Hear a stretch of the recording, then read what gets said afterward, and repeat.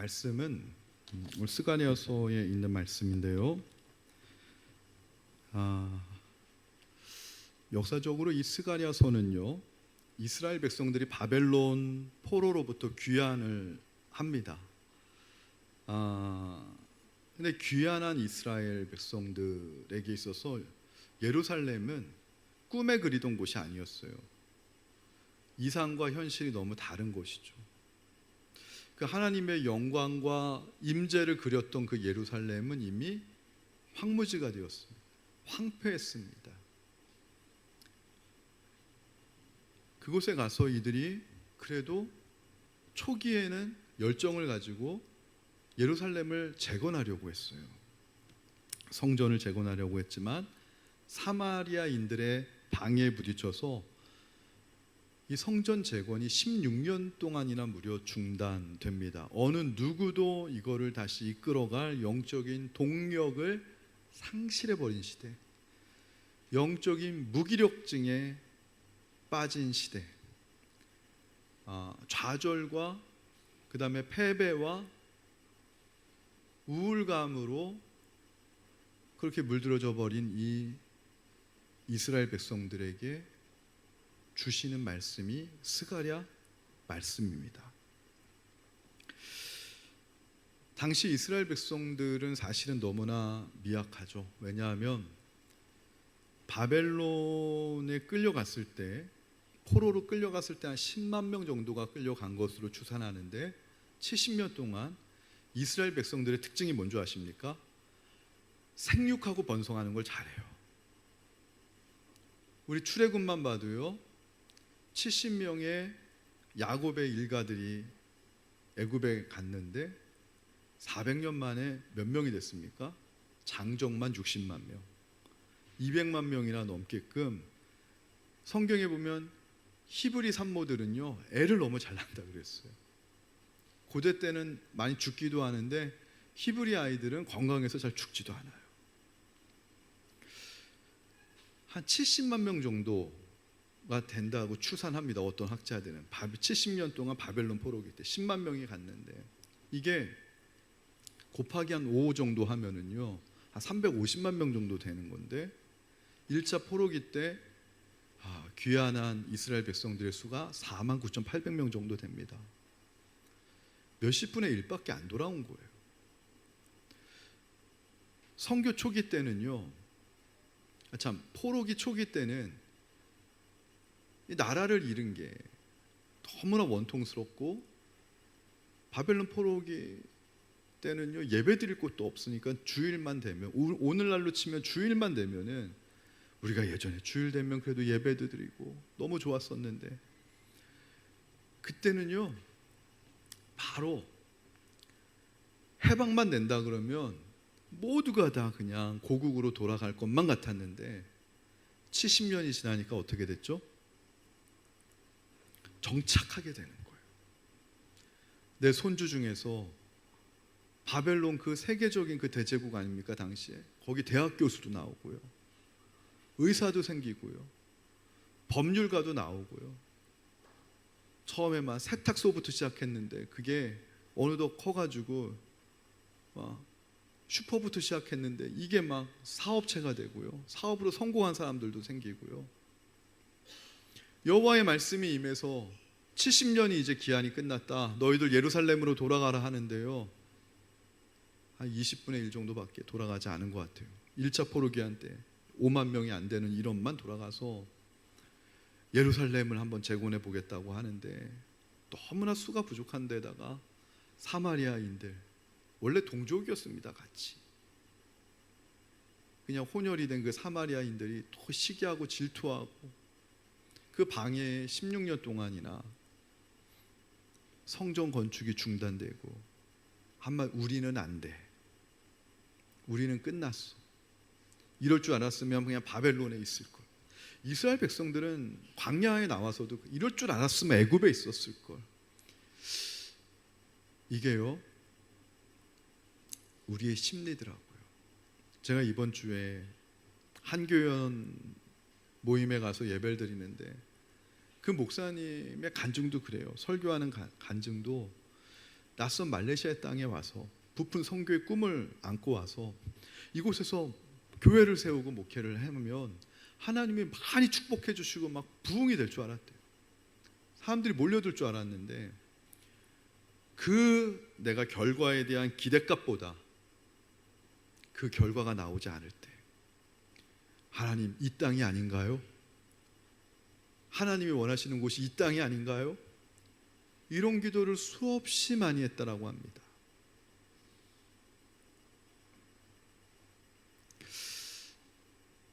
여러분, 근데 여기에 놀라운 복음의 비밀이 있습니다. 하나님의 나라는요, 우리가 가장 약할 때 세워진다는 거예요. 할렐루야. 그래서 이거를 깨달은 사도 바울은 고린도후서 12장 10절에 이렇게 고백합니다. 우리 영상 준비되어 있을 텐데요, 우리 다 함께 한번 읽어봅시다. 시작. 그러므로 내가 그리스도를 위하여 약한 것들과 능욕과 궁핍과 박해와 곤고를 기뻐하노니 이는 내가 약한 그때의 강함이라. 사도 바울이요, 살아보니까 자기가 가장 약해 있을 때, 언제 약하냐면 능욕을 받을 때, 복음을 전한다고 능욕을 당하고, 복음을 전하다 보니까 궁핍해요, 가난해요, 때로는 박해를 받아요, 공고함에 처해요. 이렇게 가장 약할 때 사도 바울이 누구를 의지하게 돼요? 하나님 의지하게 되더라는 거예요. 하나님 의지하니까 하나님께서 사도 바울의 은혜로 함께 하시니까 사도 바울이 노력했던 것보다 더 큰 열매를 맺는 것을 보게 되더라는 거예요. 그래서 사도 바울이 다음부터는 약해지는 상황이 오면 오히려 이제 학습 효과가 생겨서 기뻐하게 된다는 거예요. 내가 가장 약해질 이 순간에 우리 예수님께서는 또 나에게 어떻게 임하실까? 하나님은 나를 통해 또 어떻게 일하실까? 기대한다는 거.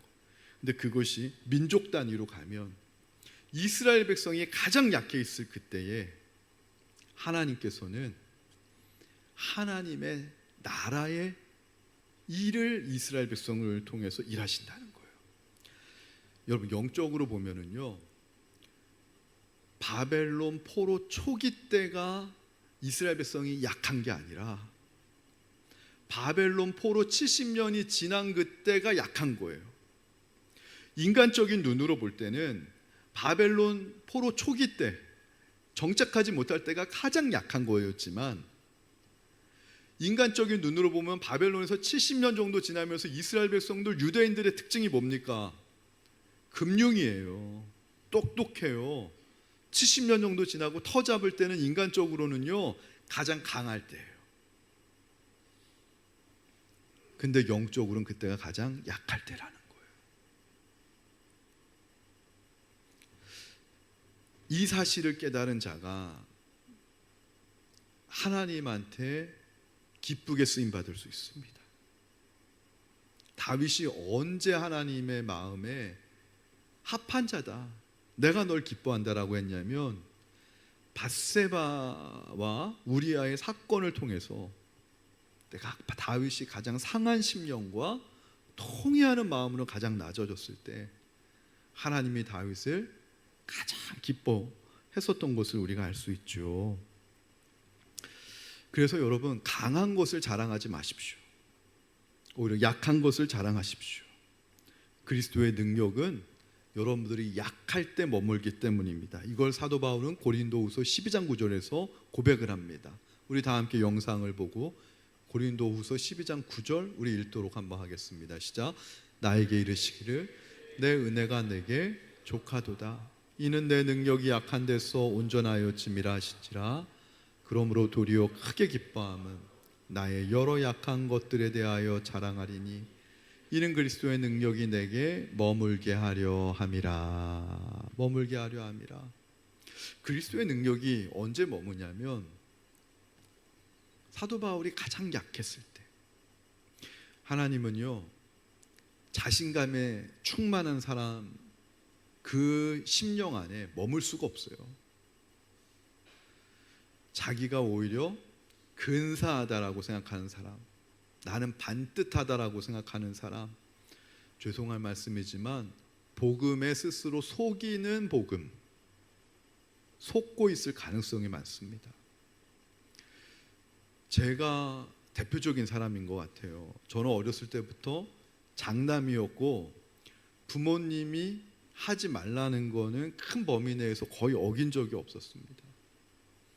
탈선이라는 걸 거의 하지 않고 살았기 때문에 시험도 한 번도 낙방이라는 걸 해본 적이 없어요. 떨어져 본 적이 없어요. 그래서 저는 결혼하고 나서도요, 제가 놀라운 인생에 착각을 했습니다. 나는 괜찮은 남편이다. 여러분, 뭐 목사가 무슨 바람을 피겠습니까? 뭐 가정 폭력을 휘두르겠습니까? 예? 이 정도면 괜찮은 남편 아니야? 뭐 이러고 제가 겉으로 얘기 못하지만 겉으로 어떻게 얘기합니까? 속으로는 그런 생각이 있었던 것 같아요. 속으로 나는 나 정도 되면 A급은 아니더라도 한 B 플러스 정도 되지 않을까. 세상에 막 바람 피우고 막 아내 힘들게 하는 남편들도 많은데 이 정도면 괜찮지, 예수 잘 믿고. 근데 제가 결혼 생활하면서요, 결혼 생활이 정말 힘들다라고 느껴봤던 적이 딱 2번이었던 것 같아요. 하나님 앞에 정말 2번 기도했던 것 같아요. 하나님, 제 혼자 힘으로는 못합니다. 그래서 제가 저희 아내한테 이번 주에, 여보, 나 솔직히 고백할게. 내가 당신이랑 결혼 생활하면서 한 2번 정도 힘들어서 하나님 앞에 도와달라고 기도했었어 하니까 저희 아내가 뭐라고 대답했는지 아십니까? 여보, 저는 수백 번 기도했어요 그러더라고요. 그러면서 제가 깨닫게 된 게 뭐냐면, 이게 하나님의 은혜 아니었으면 난 이혼 수십 번 당했겠구나. 이혼 수십 번 당했겠구나. 어떤 분들 그런 얘기예요. 요즘 제 화두가 예수 믿으니까 고난당한다라는 거예요. 여러분, 예수 믿으면, 예수 믿었기 때문에 고난당합니까? 그래서 어떤 분들은 교회는 너무 가까이 가도 안 되고 너무 멀어져도 안 되고, 너무 멀어지면 구원 못 받을까 봐 안 되고, 너무 가까이 가면은 시험 들고 고난이 많이 와서 안 된다라는 거. 적당하게 신앙생활하는 게 좋다라는 거. 근데 제가 하나님께 물었습니다. 하나님, 정말 예수 믿기 때문에 고난이 오는 겁니까? 아니에요. 제가요, 예수 믿었고 목사가 됐기 때문에 저희 아내랑 살면서 힘들어서 기도했던 2번 기도한 거, 예수 안 믿은 분들은요 2번만 기도하는 게 아니라 수십 번씩 기도하더라고요. 하나님, 이 남편이랑 살아야 됩니까? 말아야 됩니까? 이 아내랑 살아야 됩니까? 말아야 됩니까? 고난은요 예수 믿으나 안 믿으나 똑같이 오는 거예요.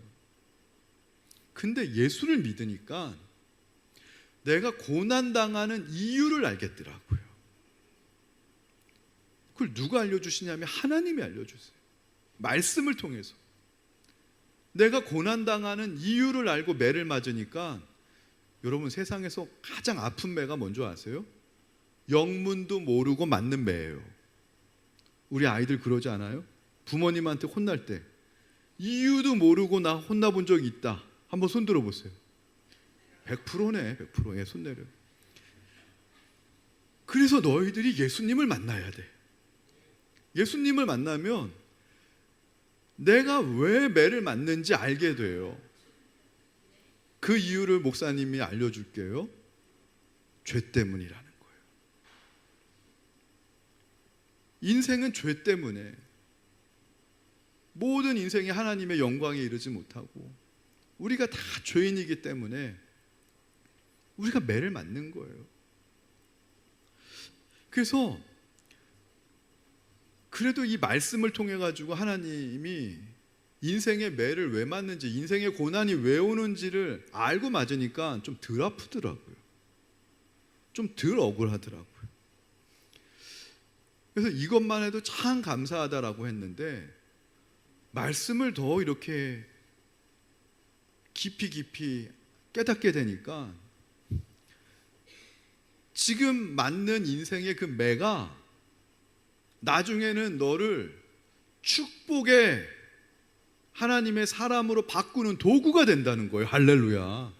이게 웬 횡재야? 나는 이유를 알고만 마저도 좀 덜 억울하다, 좀 덜 아프다, 참을만하다. 사실 그렇게 살았던 사람이에요.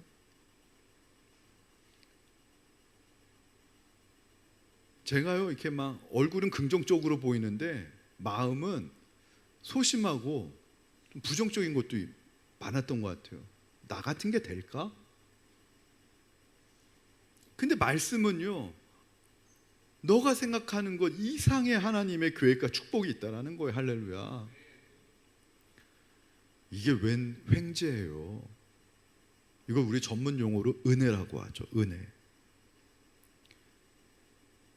그게 바로 무엇이냐면 오늘 이스라엘 백성들을 향한 말씀인데 스가랴 3장 2절 말씀이에요.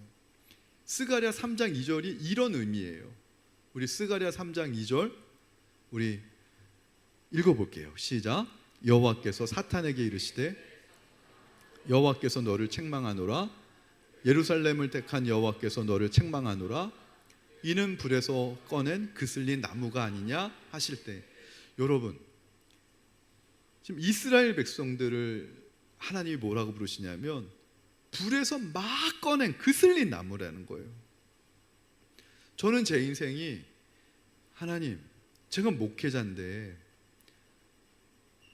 목사님도 부부싸움 할 때 있습니다.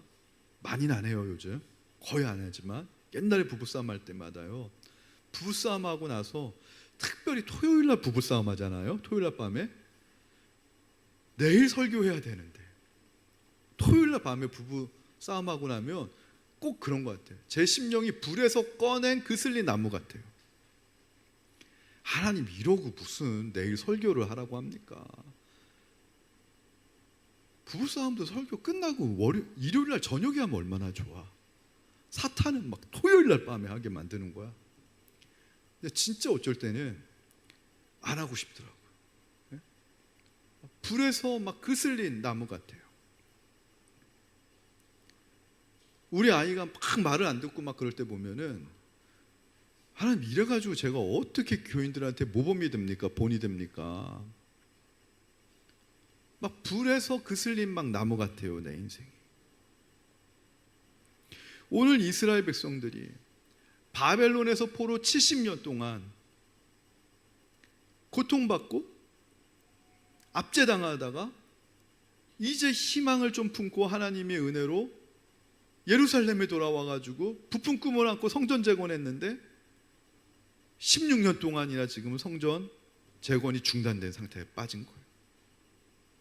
주변에서 너희들이 하나님의 백성들이라고 하는데 와서 지금 이룬 게 뭐가 있냐. 조롱과 온갖 멸시와, 외부에선 조롱과 멸시가 오죠. 이스라엘 백성들의 마음 안에선 우리는 안 되나 봐. 우리는 왜 이렇게 하나가 안 되는지 모르겠어. 다 이유가 있대요. 처음에 하나님의 집부터 짓자고 했는데 어느덧 시간이 지나니까 어떤 한 사람이 자기 집을 짓는 거야. 성전 건축 안 하고. 야, 저 사람 나중에 잘 살겠다.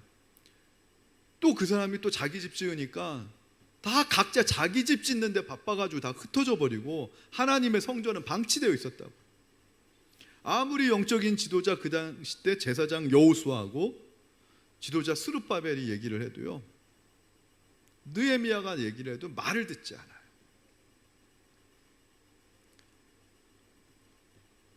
정말 해도 되는 게 없어요. 막 불에서 꺼낸 그슬린 나무 같은 거예요. 근데 이때 참 놀라운 건요, 제가 이 말씀을 준비하다가 처음에 이스라엘 백성 너무 안 됐다, 비참하다, 불에서 그슬린 나무가 뭐냐, 그렇잖아요. 쑥검댕이 나무, 불에서 그슬린. 이스라엘 백성들 진짜 초라하네. 난 이스라엘 백성처럼 되지 말아야지. 처음에 이렇게 성경을 봤는데요, 말씀을 준비하다가 제가 무릎을 딱 치면서 하나님 감사합니다. 하나님 감사합니다. 제가 왜 그랬는 줄 아세요? 타다 남은 죄는 아니잖아요. 할렐루야. 사탄은요, 왜 하나님이 이 사탄을 책망했을까? 사탄은요, 이스라엘 백성들을 하나님이 불시험으로, 불연단이 바벨론 70년 포로 생활인데, 그 불시험을 통해 가지고 사탄의 전략 계획은 뭔지 아세요?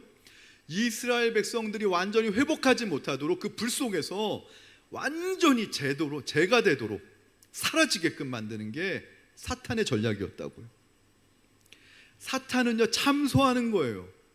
예를 들어서 제가 토요일날 저녁에 부부싸움 하면 사탄의 전략은 뭐예요? 부부싸움하는 너는 목회할 자격이 없다. 그래가지고 주일날 어느 날 갑자기 담임 목사님이 안 보이는 거죠. 설교 시간이 했는데 안 보이는 거죠. 담임 목사님 백방으로 찾아도 안 보여요. 어디 갔나 했더니만 담임 목사님 책상 위에 딱 이렇게 유서 비슷하게, 저는 부부싸움을 한 자로서 설교할 책임이 없습니다. 위선적인 사람이니까 사임을 하고 지금 한강으로 지금 갑니다. 안녕히 계십시오. 극단적인 예지만 사탄은 이렇게 완전히 죄로 만들어가지고 재기하지 못하고 회복하게 하지 못하게끔 하려는 게 사탄의 전략이었는데, 하나님은요, 죄가 되기 전에 이스라엘 백성을 다 꺼내시는 거예요. 할렐루야. 그런데요, 여기에 놀라운 비밀이 있습니다. 뭔 줄 아세요? 이 고든 이 나무를요, 우리가 활을 만들려고 하면 어떻게 해야 돼요? 불에다 넣어가지고요, 그슬려야 돼요. 불에 넣었을 때 나무의 연성이 생기는 거예요. 근데 불에다가 넣으면 어떻게 돼요? 겉은 그슬리고 타겠죠.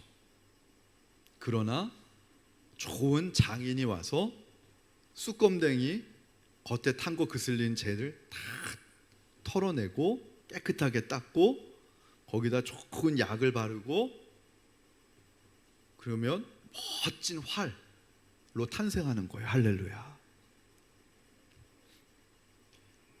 사탄의 전략은 하나님의 불시험을 통해서 우리로 하여금 좌절하고 절망해서 회복하지 못하게 죄로 만들려고 하지만, 하나님은요, 불에서 꺼낸 그슬린 나무로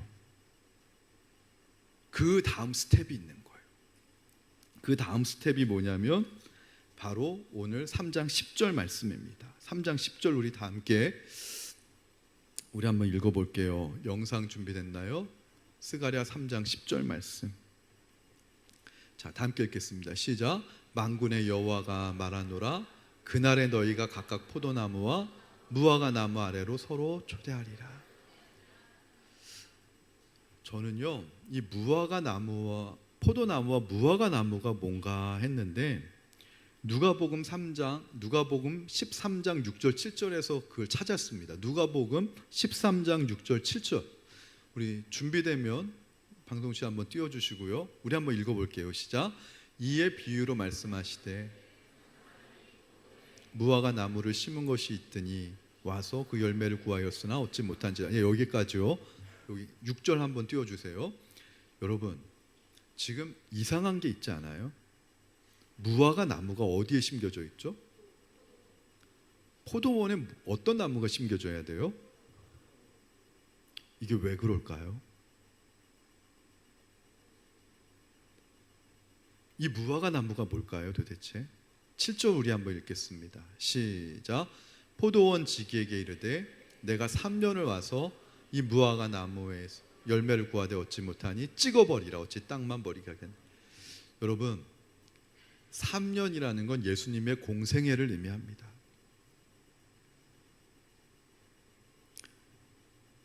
자, 요한복음 15장 5절 한번 띄워주세요. 방송실 요한복음 15장 5절.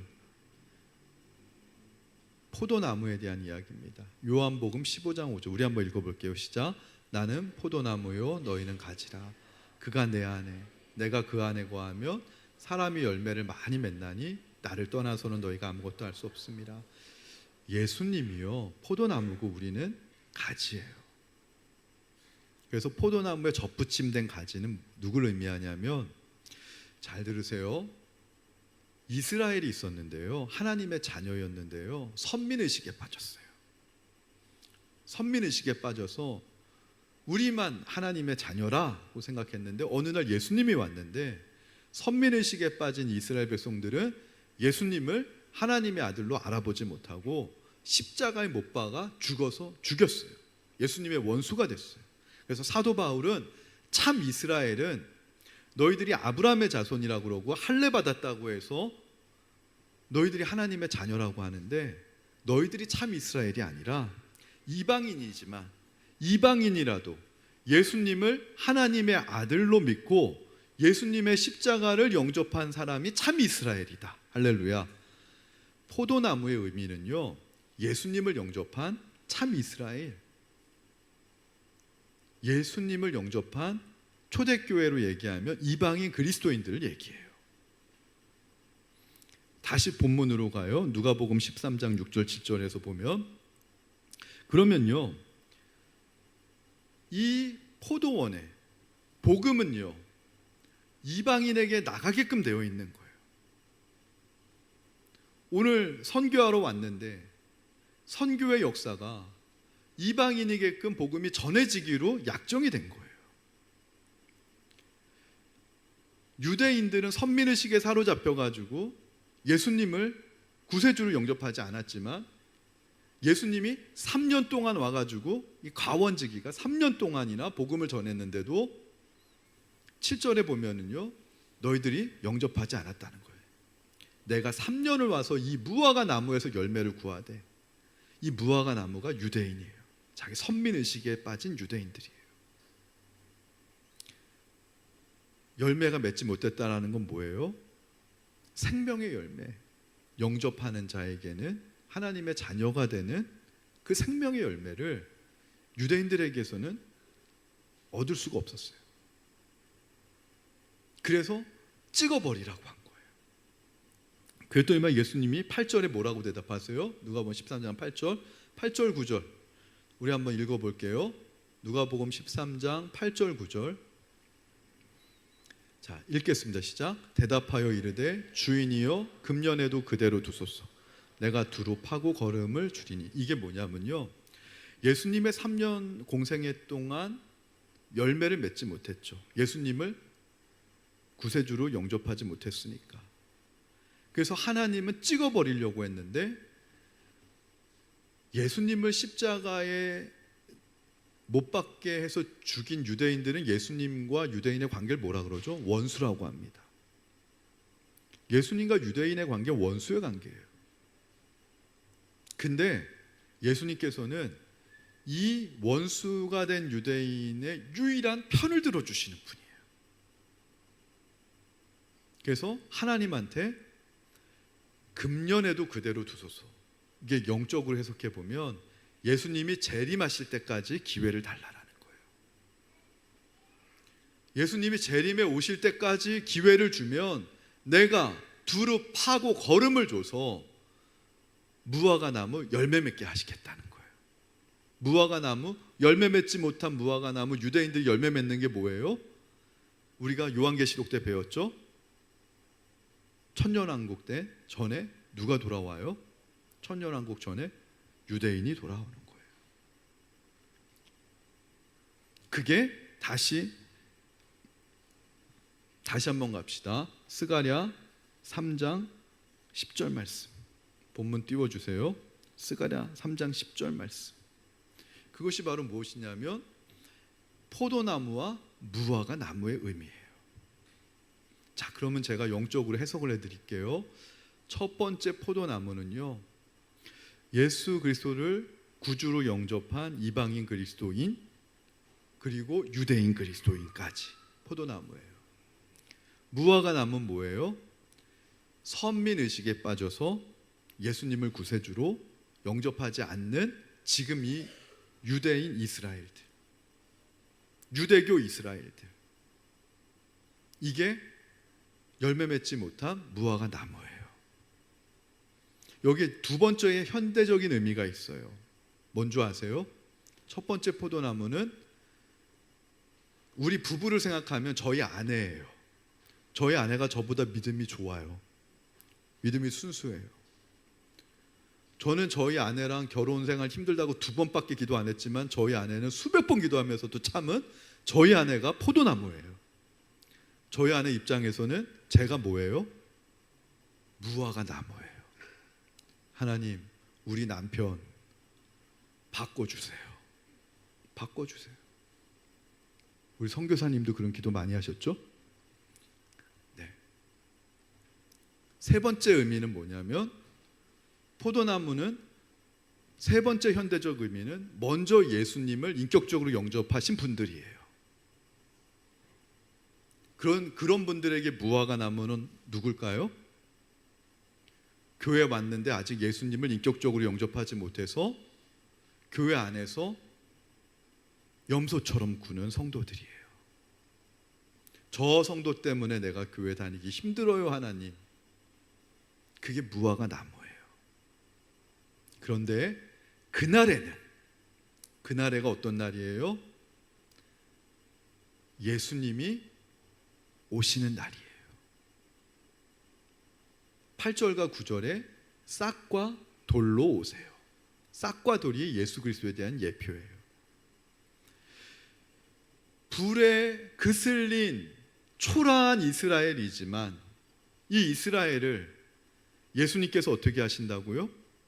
내 돌에 새긴다라는 거예요. 근데 오늘 표현 보면 재밌죠?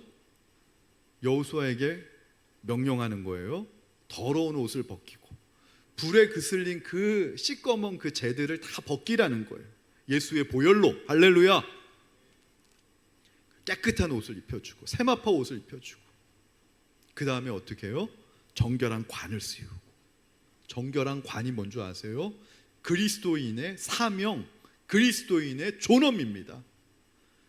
그리스도인의 존엄은 무엇이냐면 나만 내 죄 사함받고 내 영혼 구원받는 거 50점밖에 안 되는 것이고요.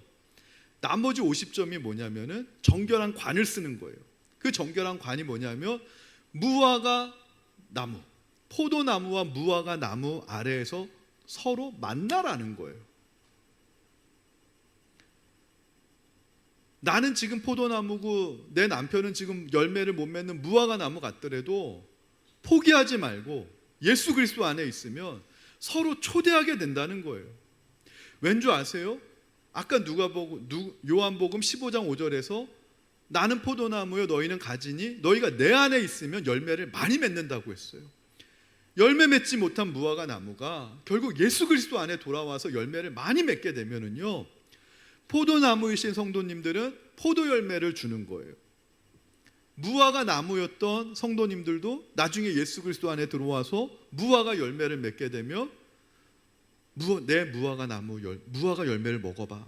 서로 포도 열매와 무화과 열매를 서로 나눠주면서 참 맛있다고, 참 달다고 서로 악수하고 웃고, 그게 하나님의 나라인데 그것이 이루어진 게 무엇이냐면 오늘 마지막 말씀입니다. 로마서 16장 16절이에요. 로마서 16장 16절이 무엇이냐면 다 함께 읽겠습니다. 시작. 너희가 거룩하게 입맞춤으로 서로 문안하라. 그리스도의 모든 교회가 다 너희에게 문안하느니라. 저는 이 로마서 이 말씀을 보고 처음에 너무 이상했어요. 왜 이상한 줄 아세요? 어떻게 안면도 모르는 사람이랑 입맞춤해요? 거룩한 입맞춤이 우리로 동양으로 얘기하면 악수하는 거예요. 서양 사람들은 입맞춤이 인사인데 로마서를 좀 알아야 돼요. 사도 바울이 로마에 있는 교회한테 보낸 편지가 로마서인데요, 사도 바울은 로마 교회를 알지도 못했습니다. 로마 교회 성도들의 일면식도 모릅니다. 로마 교회는요, 복음이 민들레 호시처럼 이렇게 날라서 떨어져 가지고 자생적으로 생겨난 교회예요. 어느 사도가 개척한 교회가 아닙니다. 사도 바울은 땅끝이 당시에는 서바나 스페인으로 선교를 가려고 했는데 사도 바울의 선교팀만 가지고는 힘들어요. 중간에 얘기를 들어보니까 로마에 교회가 생겼대요. 괜찮은 교회가 생겼대요. 중간에 가는 길에 그래서 편지를 보낸 거예요. 우리가 서로 거룩한 입맞춤하자. 내가 지금 선교팀 내 사람을 보내는데 그 사람과 거룩한 입맞춤해라. 그러면서 땅끝 가는 선교를 위해서 물질을 달라고 하고 시간을 달라고 하고 생명을 달라고 하는데, 여러분 이게 아무리 예수님을 믿어도 가능한 일이냐고요. 이왕이면 아는 사람 받으려고 하고 좀 나랑 뭔가 믿을 만한 사람한테 내가 지원을 하려고 하지. 생판 모르는 사도 바울이 지금 편지 하나 보내가지고 자기 선교팀한테. 근데 로마 교회 성도들이요, 이 일을 다 기쁨으로 받은 거예요. 할렐루야. 이게 뭐냐면 포도나무 아래와 무화과 나무 아래에서 서로를 초대하고 서로 악수하고 서로 입맞춤하는 이런 역사가 일어날 때 하나님의 나라는 세워지는 거예요. 하나님의 나라는 자신감 있는 사람, 능력 있는 사람에 의해서 세워지는 게 아니라 하나님의 나라는 예수님을 사랑하고 예수님의 은혜를 감사하고 나는 약하다라고 생각하고 나를, 이 부족한 나를 통해 일하시는 하나님의 은혜에 너무 감사하다고 생각하는 바로 그런 사람들을 통해서, 나는 포도나무고 너는 무화과 나무고 우리 서로 다르지만 예수님이 그날에는 서로 초대하라고 했으니 내가 그 말씀에 순종하겠습니다 하는 사람을 통해서, 그런 사람을 통해서 일하시는데 결론은 가장 약할 때, 우리가 하나님 앞에서 가장 약해질 때 하나님은 일하신다는 거예요. 여기서 말씀을 마치려고 했는데 보너스 하나 드리고 마칠게요. 오늘 좋아했던 말씀 하나 더 있던 것은 바로 스가랴 2장 5절 말씀입니다. 우리 방송식 혹시 있나요? 스가랴 2장 5절 말씀. 네, 우리 한번 읽을게요. 시작. 여호와의 말씀에 내가 불로 둘러싼 성곽이 되며 그 가운데에서 영광이 되리라. 여러분, 하나님이 스가랴 선지자를 통해 보여주시는 예루살렘에 대한 비전은요, 성곽이 없는 예루살렘이에요. 성벽이 없는 예루살렘이에요. 사실 후에 느헤미야에 의해서 성벽이 재건은 됩니다. 근데요, 느헤미야에 의해서 눈에 보이는 성벽은요, 나중에 어떻게 되죠? 로마군에 의해서 돌 위에 돌 하나도 남지 않고 다 무너져요.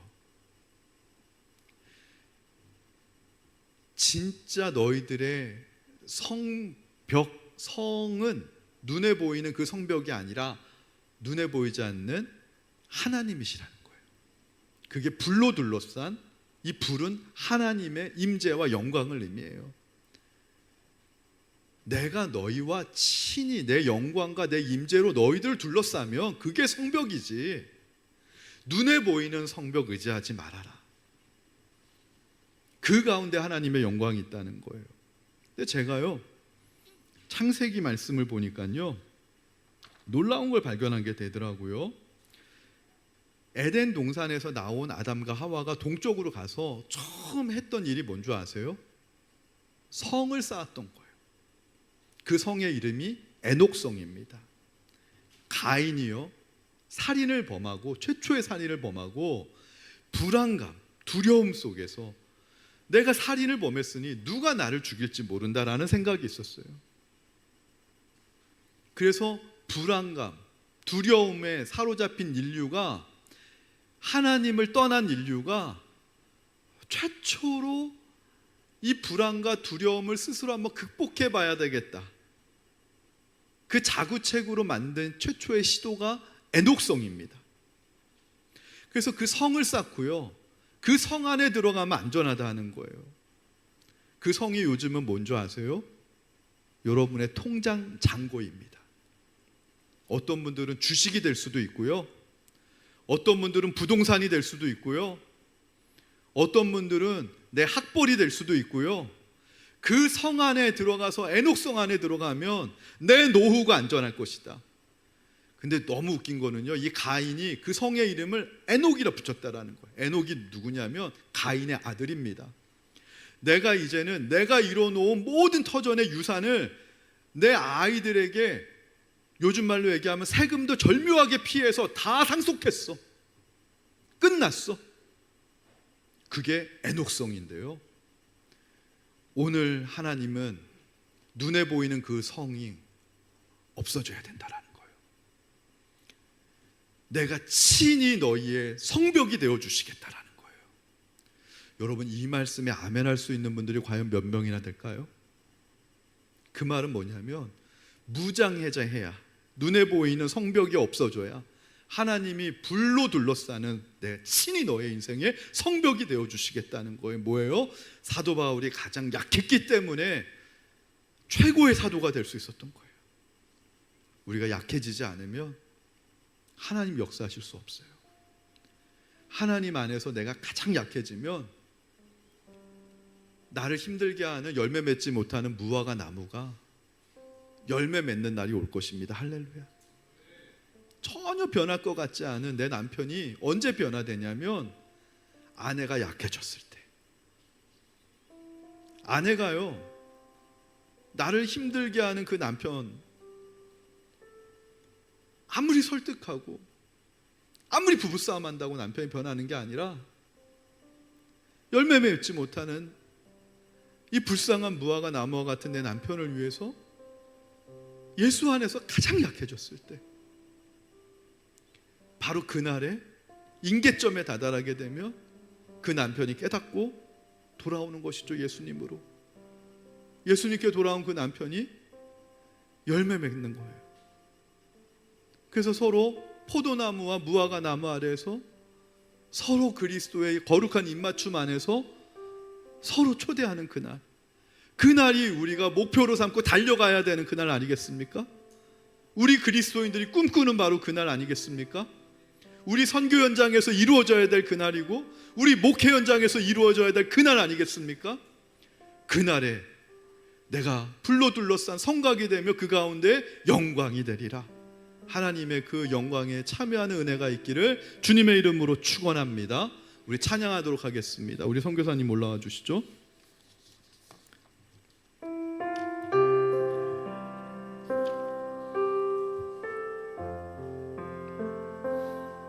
우리 말씀을 생각하면서 찬양합니다.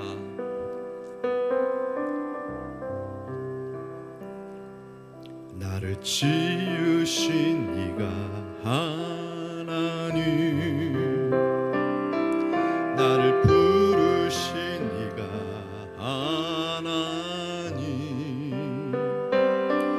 나를 보내신 이도 하나님, 나의 나 된 것은 나 하나님은, 나의 달려갈 길 다가도록, 나의 달려갈 길 다가도록, 나의 마지막 호흡, 나의 마지막 호흡 다하도록, 나로 그 십자가 품게 하시니, 나의 나 된 것은 다 하나님의 은혜입니다. 고백합시다. 한량없는 은혜, 갚을 길 없는 은혜, 내 삶을 애워싸는 하나님의 은혜, 나 주저함 없이 그 땅을 밟읍시다. 그 땅을 밟음도 나를 붙드시는 하나님의 은혜 하나, 다시 한번 고백해 봅시다. 한량없는 은혜, 한량없는 은혜, 갚을 길 없는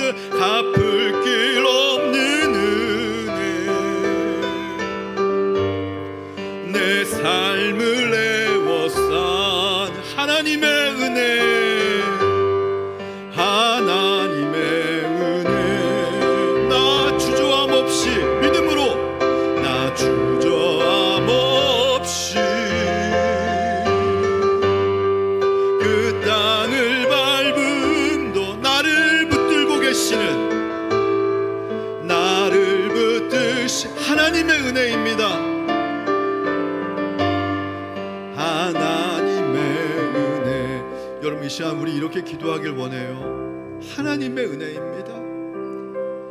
불에 타다가 재가 될 뻔했던 내 인생을 아직 불에 거슬린 채로 남아있는 그 나무로 아직 꺼내셔서 내 강박한 마음, 내 모난 기질들을 그 불시험을 통해 하나님 다 연단하시고 명품 활로 만드시기 위해 하나님이 지금 나를 다듬어 가고 계시고, 싹과 일곱 눈이 새겨진 그 돌 대신 예수 그리스도의 그 은혜 안에서 열매 맺지 못한 내 인생이, 불에 그슬린 나무였던 내 인생이 포도나무와 같은 많은 열매 맺게 하시고, 또한 무화과 나무처럼 3년 동안 열매 맺지 못했지만 그 강박한 심령에도 우리 주님의 은혜가 임하셔서 열매 맺는 그날에 너희가 포도나무와 무화과 나무 아래서 각각 초대하리라.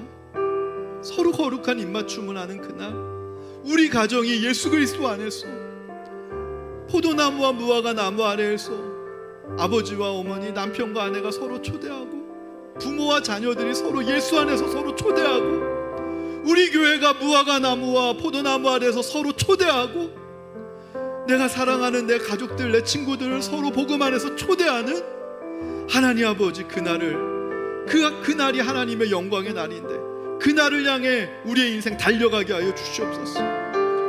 믿음의 경주 포기하지 않게 하여 주시옵소서. 우리 주님의 이름 한번 외치고 한 2-3분 동안만 기도하길 원합니다. 주여,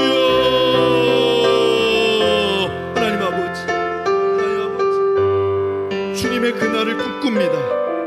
그날에는 포도나무와 무화과 나무 아래에서 서로 초대하리라. 만군의 여호와의 말이니라. 하나님, 열매 맺지 못한 무화과 나무도 예수 그리스도의 그날에는 열매 맺는 날이 온다는 것을 하나님 우리에게 약속해 주시니 감사합니다. 소망을 품고 나가게 하여 주옵소서. 나는 열매 맺은 포도나무인 줄 알았는데 내가 혹시 무화과 나무는 아닙니까? 열매 맺지 못한 무화과 나무가 바로 내가 아닙니까? 하나님 아버지시여, 우리 포도나무와 무화과 나무가 지금은 서로 갈등하고 원수일지 몰라도 하나님 아버지시여, 예수 그리스도의 은혜 안에 머물게 되며 하나님 아버지시여, 사자와 어린 양도 함께 뛰어노는 하나님 아버지, 서로 친구가 되어지는 놀라운 역사가 벌어지는 하나님 아버지, 그날을 우리가 믿습니다. 소망합니다. 하나님, 우리 교회가 바로 그렇게 되길 원합니다. 우리 가정이 그렇게 되길 원합니다. 우리 부모와 자녀들이 서로 복음 안에서 거룩한 입맞춤을 하고 초대하는 하나님의 천국을 이루는 관계가 되게 도와 주시옵소서. 주여, 우리 선교팀들도 하나님 아버지여, 그 무화과 나무와 포도나무 아래에서 하나님 거룩한 입맞춤, 하나님 선교의 그 대상자들과 거룩한 입맞춤을 하는 그런 우리 선교팀이 되게 도와 주시옵소서. 우리가 살아가는 가정이 하나님의 나라가 되는 것을 믿고 하나님 아버지여, 한 주간 동안 그 믿음으로 승리케 하여 주시옵소서. 감사드리며 예수님의 이름으로 기도하옵나이다. 아멘. 모두 자리에서 일어나시겠습니다. 여러분은 세상에 나가서 빛과 소금의 사명을 감당하는 주님의 제자가 되시기를 바랍니다.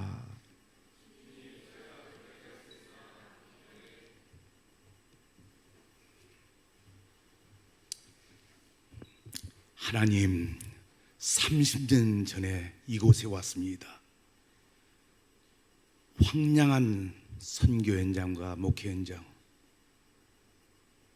혹독한 가뭄과 기근 속에서 창세기 26장에 많은 분들이 애굽으로 갈 때 이삭을 향하여 하나님, 그랄에 머무르라고 했을 때, 이곳에 머무르라고 했을 때 그곳에 머물렀던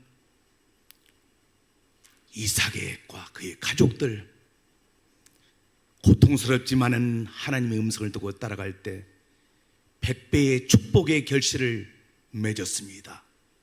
이곳에 남은 한인교회 성도님들, 혹독한 상황에 주의 말씀 따라서 머물렀을 때 100배의 축복의 결실을 맺는 성도님 되게 하여 주옵소서.